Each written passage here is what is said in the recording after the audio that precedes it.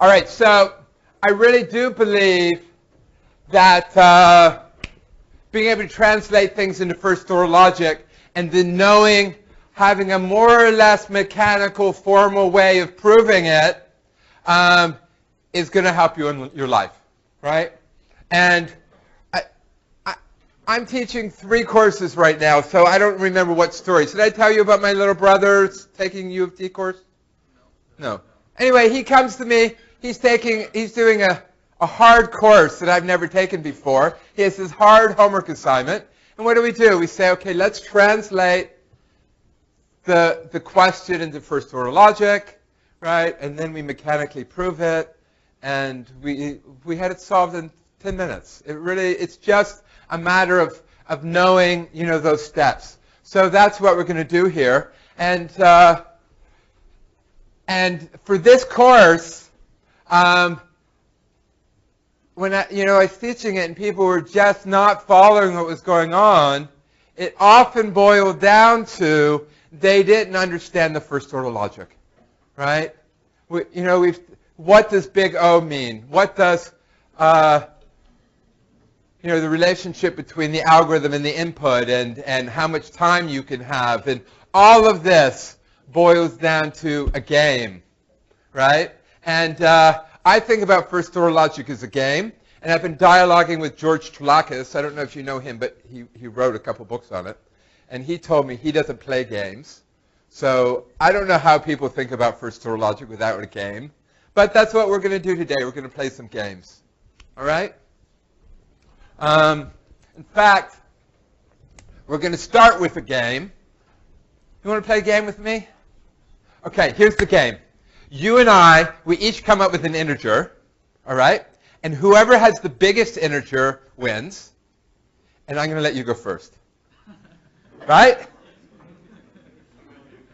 That was really good. 1,000,001. 1,000,003. You see the game? Who's going to win this game? I'm going to win this game, right?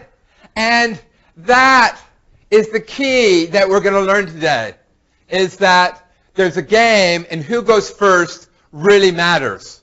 All right? So what do we got here? Right? You choose a trillion. That's great. I do a trillion 1. Right? And we laugh, but this is going to be really key to what we're doing in this course. Right? So we're talking in. Right? So I say that the Java program needs to be of a constant size. And what does that mean? How big does a Java program have to be? Well, it could be 1 billion, trillion. He can choose his size of his Java program to be as big as he wants, right? But then I get to choose the input afterwards, right? And my input's going to be bigger, right? His Java program can be so big that it memorizes the answers, right? If the input's 1, then this is the answer. If the input's 2, this is the answer. If 3 is the answer. But can he do it for all integers? No, he needs a finite size integer, right? So I can then make my input big enough that he hasn't memorized the answer. And that right there is the key. When Turing brought in the definition of a Turing machine, that's the whole balance is, what does it mean to be finite number, but still arbitrarily big, but still can't, it's this game, right? And the game is, you have to come up with the algorithm before I come up with the input. So how do we write this down as a first order logic? Here's the game, all right? It says for every x that he could give me, I can give you a y that's bigger, right? Everybody got the game? And how do we prove it?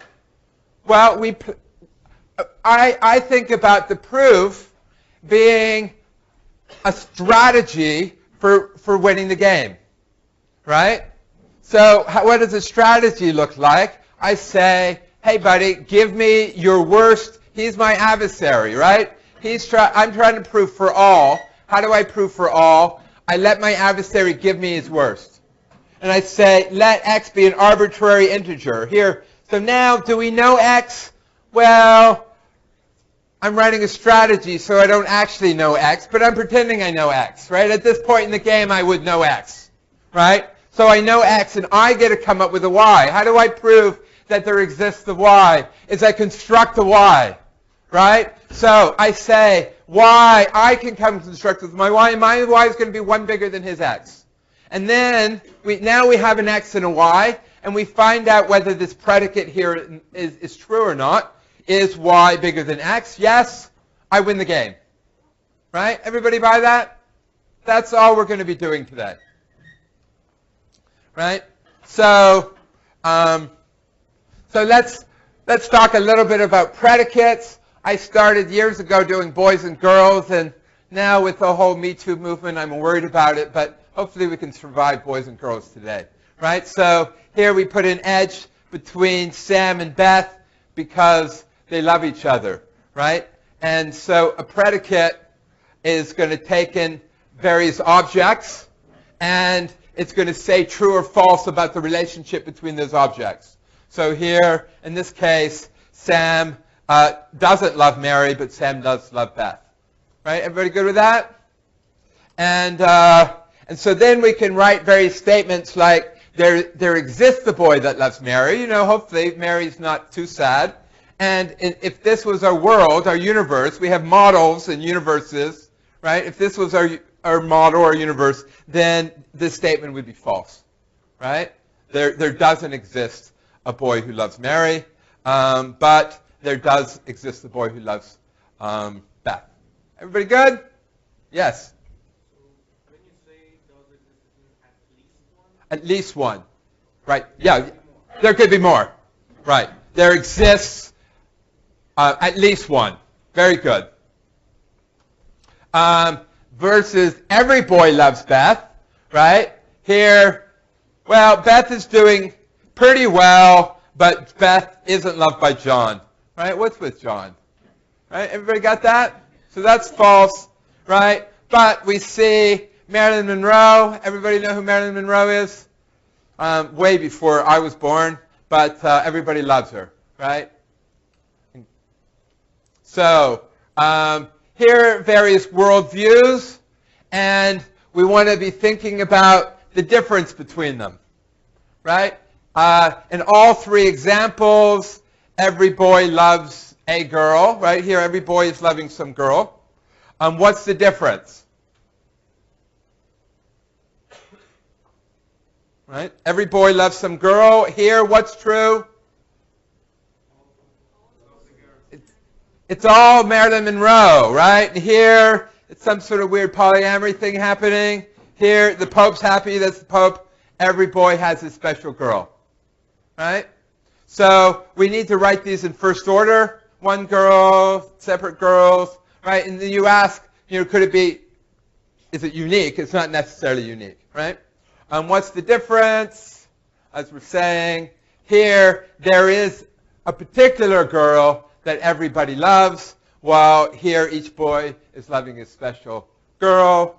And now you think English is all very good and clear. Why do we need math? And it's because English is not clear.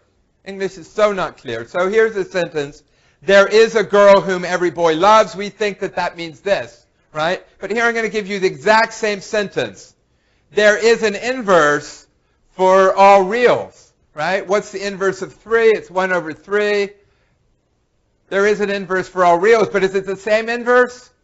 No, every 4 has a different inverse than 3, right? So you can see, I can imagine saying this in English, and it doesn't mean the right thing, right? So similarly, Johnny Cash has a song I like, Your Own Personal Jesus, right? So for each person there is God, but is there one God, or do we all have the same God?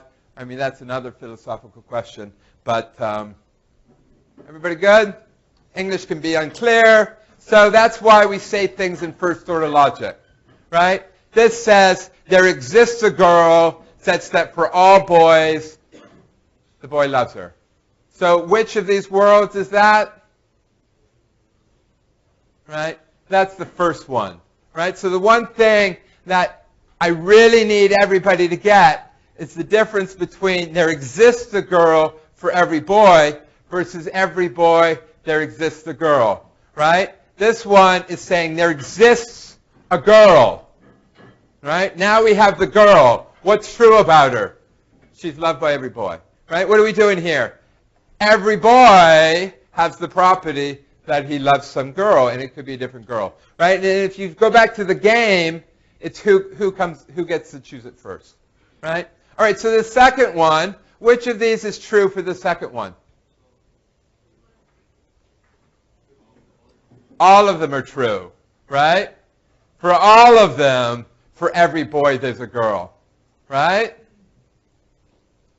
All right, so we can do it again for politicians, right? We can say there exists a politician that every voter loves, or for every voter, there's a politician, right? And this question is, is this one true? There exists a politician that everybody loves? Not in this day and age. We're so divided. So divided. But we're going to focus on what do these things mean, right? Here it means there's a politician that's loved by everybody. It's a statement about politicians, right? It's a statement there is. What's true about politicians? Well, one thing that's true about politicians is that there is a politician who has the property that she's loved by everybody, right? Right. The claiming here. How do the brackets? We're gonna try moving through these first order logic statements in different directions, right? And moving from the inside out. We have a bracket here. We say, what are we saying? There exists a politician that has this property, right? The property that every voter loves her. Versus here, now we're talking about voters. Down here, we're saying what's true about voters. Well, every voter has the property that she loves some politician, right? Now, even this might not be true, right? Certainly, it could be true that I don't love a politician that's currently running, but that's all right. So everybody good here? So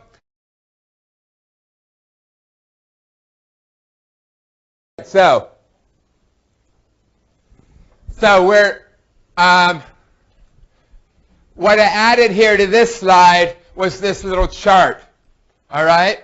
So if you're trying to understand a relation that takes in two objects and returns true false, then two ways that you can represent them is here you list here all the objects that can go in the first place, and you list here all the objects that can go in the second place, and we put an edge between them if the relation is true for that pair, right? And here's just another way of looking at it. Here are all the objects in the first place, and here are the objects in the second place, and we say true or check or one or something if it's true, right? And so why do we do both? I don't know. Maybe one will help you understand things better, right? These, you can check. I think I made them the same. Right? And so then this one, there exists a girl for all boys, you can see is there exists a column that's all true. Right? While this says every row has at least one T in it. Right? This one here actually is called a permutation matrix, because it's basically, if you permutated the columns, you could get a diagonal matrix. Right? Everybody good with that? All right, so we did that already. Here I added these. I don't know if I said it in here in the tutorial or whether it's politically correct for me to say it at all, but George Slack has told me he doesn't play games, right? So then I have to think, what does that mean? How do you think about these things without playing games? So I asked some people, maybe it was you, and somebody said, they think about it as code. And I often think about it as an and/or circuit. So let's think about those two, right? Let's write code to compute whether or not there exists a girl that works for all boys, right? What would the code be? The first thing you have to do is you have to make an educated guess is what G is, right? There exists a girl, so somehow you come up with a girl, right? And then you have to make sure for that girl, you loop over and try all boys, right? And for that boy, and then now we have a girl and a boy, and if it's not true, then the whole thing's not true, right? And if you can get through all that code and not bail out, then the whole thing's true, right? Does that make sense? Conversely, this guy, well, now the only difference is we switch the order, right? We loop over all boys, right? And then for each boy, you make an educated guess for the girl, right? So the girl can be you can guess a different girl each time. And so you get our code, right? Does that make sense? And then if we have these two examples, this example here, which of these codes is going to say yes? Right? If you run this code, it has to guess a girl, and it's going to guess Marilyn Monroe, right? And then it's going to loop over all boys, and it's going to be all true, right? So, see my slides? So I wanted them to come up one at a time, right? So here, both of these are going to say yes. Right? But this guy here, it's not going to be able to say yes for this one. Right? You can't guess a girl that works for all of them. But this one can work because you can get a different boy for each time. Right? Everybody follow that? So here, this slide was just literally made outside of my last class. All right? So, here we have a tree in which here we're branching over all possible girls, and here we're branching over all possible boys, right? And so any leaf here, I didn't finish the slide, but any leaf, you have a particular girl and a particular boy, right? And then what are we going to put here? For each leaf, we're going to test to see whether the boy loves the girl, right? And so now each leaf is going to have a true-false. Right? You with me? How we get a true-false on each leaf? And then we're going to put, here we're going to put an and here we're going to put an or. And then that will tell us. Why is it an or? Because for an or to be true, only one of these wires has to be true. Right? So you can tell me which girl is going to make it true. And then here we have an and why we need it to be for all boys. So for this to be true, all of them has to be true. Right? Does that make sense? Did these help? The code probably, my sense is the code helped better than this one helped. I mean, this one is if you're into circuit complexity, but, and while this one, we're doing an and on the boys, right? Here we're going to do an and on the boys and then an or on the girls. Anyway, that one might not have helped. All right, so now we're going to